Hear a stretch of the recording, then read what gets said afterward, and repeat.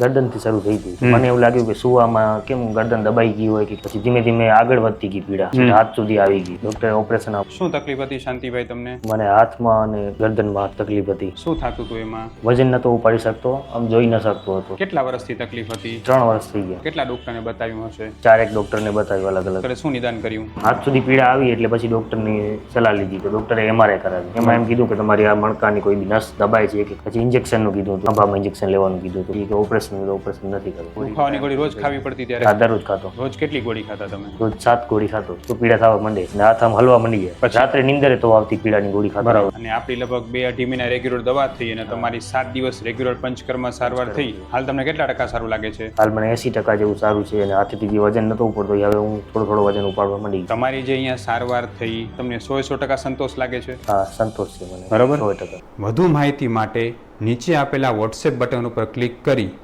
અમને મેસેજ કરો.